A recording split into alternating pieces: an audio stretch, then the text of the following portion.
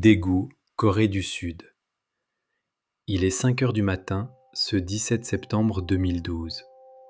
Dans le commissariat de Dongbu, le silence est presque total.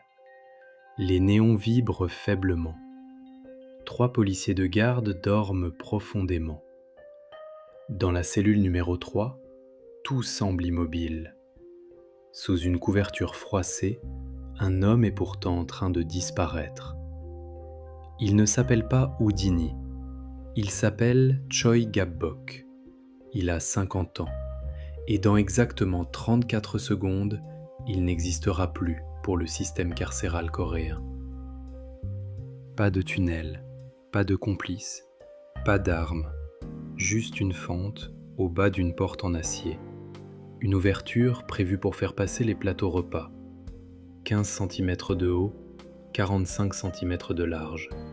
À peine plus qu'une boîte à chaussures. Choi Gap-bok n'est pas un inconnu de la police. Sur ses 50 années de vie, il en a passé 23 derrière les barreaux. Vol, braquage. Une existence morcelée, vécue entre béton et acier. Mais pendant toutes ces années, Choi n'a pas seulement attendu que le temps passe. Il a pratiqué. Le yoga, chaque jour, de manière obsessionnelle. Il a appris à plier son corps, à tordre ses articulations, à contrôler son souffle. Il mesure 1,65 m, il pèse 52 kg. Ce n'est pas de la faiblesse, c'est de la précision. Les enquêteurs diront plus tard qu'il se déplaçait comme un poulpe, une créature sans os. Arrêté pour suspicion de vol, Choi clame son innocence. Il se sent piégé. Alors, il prend une décision. S'il ne peut pas sortir par la porte, il sortira à travers elle. Il observe la fente. Le métal est oxydé, tranchant.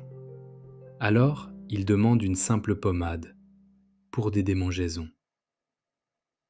Dans l'obscurité, il s'en enduit le torse, les épaules, les bras. Sous la couverture, il place des oreillers. Puis il s'allonge sur le sol. Le carrelage est glacé. La tête passe en premier. Il expire, entièrement. Les épaules arrivent. Il pivote. Il tord son corps. À mi-parcours, son bassin bloque. Alors il baisse son short. 34 secondes plus tard, il est de l'autre côté, libre. Il court pieds nus sur l'asphalte. Chaque pas est une brûlure.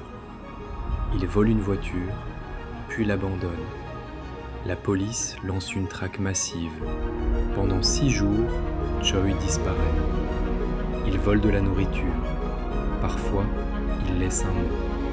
Le voleur piégé, Choi. On le retrouve caché dans une boîte en carton. Après cela, les cellules sont modifiées. La fente devient minuscule. La presse lui donne un surnom, le Houdini coréen. Mais Choi Gap-bok n'était pas un magicien. Il était la preuve que les murs les plus solides ne sont pas toujours ceux en béton.